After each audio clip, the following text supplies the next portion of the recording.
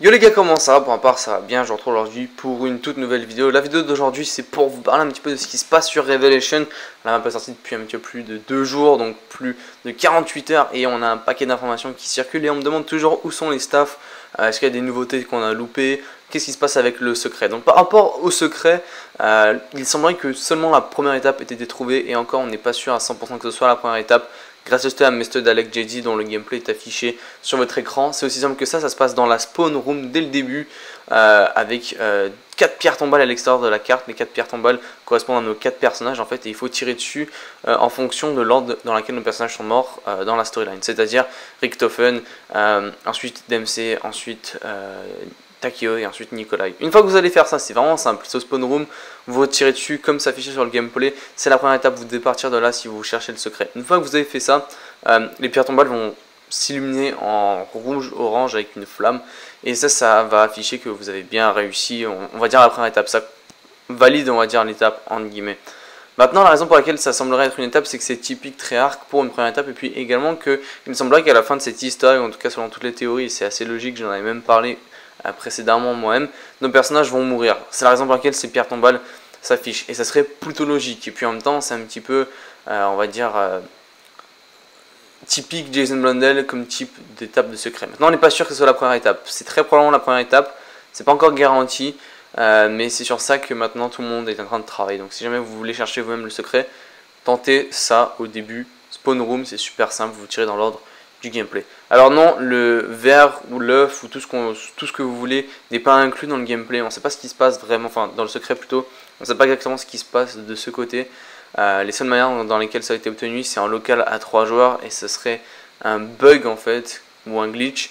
Donc pour l'instant, la vraie manière de débloquer l'œuf ne semblerait pas avoir été trouvée, ou plutôt le verre, et il ne semblerait pas impacter le secret vu qu'il est dans l'inventaire. Il y a également les urnes électriques qu'on peut avoir, qu'on peut débloquer. Donc c'est les urnes qui correspondent à l'arc électrique, l'amélioration de l'arc électrique sur Dark Drache si vous avez joué à la carte, qui pour beaucoup pour l'instant semblerait être une étape du secret. Non, ça n'est pas une étape du secret, ça permet de débloquer en fait un masque, le masque de Viking. Oui, il y a 7-8 masques sur la carte, et il semblerait que justement ces urnes permettent de débloquer le masque. Donc non, pour l'instant, toute la communauté a l'air de croire que c'est une étape du secret.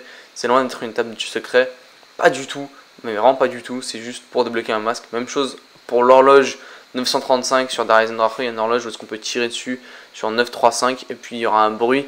Non, c'est pas une étape du secret non plus, c'est juste tout simplement la possibilité de tenir un nouveau masque par rapport à ça. Maintenant, par rapport à PhD Flopper, je voulais vous en parler parce que 2 ou 3 personnes sembleraient avoir obtenu PhD Flopper tout récemment parmi les nouveaux atouts qu'on peut obtenir. C'est vrai que PhD Flopper, c'est quand même l'atout qui est vraiment demandé, c'est vraiment nostalgique. Et puis sur Black Ops 2, la seule personne qui a ramené PhD Flopper, c'est pas Jimmy Zielinski, c'est Jason Blundell avec Mob of the Dead en lutte et avec Origins, ce qui pourrait vraiment être un indice entre guillemets supplémentaire pour le retour de PhD Flopper. Là, il semblerait que 3-4 personnes aient trouvé une écharpe rouge sur la map, donc sur Revelations, et obtenu PhD Flopper. Donc Photoshop fake ou pas, on ne sait pas vraiment, mais ça semble être à l'avancée pour l'instant.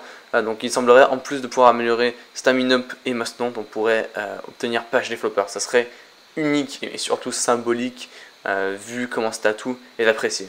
Également en mode studio, quelqu'un a réussi à aller dans la salle du boss. Donc voici la salle du boss, et la salle du boss est vraiment stylée.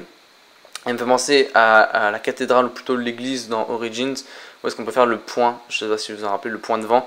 Et ce qui est surtout particulier avec cette salle de boss, en fait, c'est qu'il y a tout simplement des fontaines de Shadows of Evil, et ces mêmes fontaines qu'on peut utiliser pour entrer dans le mode bête. Donc, pour l'instant, ça semble plutôt intéressant et surtout particulier. Le mode bête va-t-il peut-être revenir? Est-ce que ça veut dire que Revelations est un purgatoire? C'est également une possibilité. Et par rapport au staff, pour vous quitter dans cette vidéo, Kenshin et même d'autres personnes ont réussi à réaliser ça, il semblerait. Et je vous montre une image, c'est par rapport aux runes. Donc les runes, il y a 4 carrés qui s'affichent dans votre inventaire quand vous faites select. On ne savait pas à quoi ça correspondait, on ne sait pas exactement encore comment l'avoir, comme certains pensent. C'est un bug en local pour l'instant.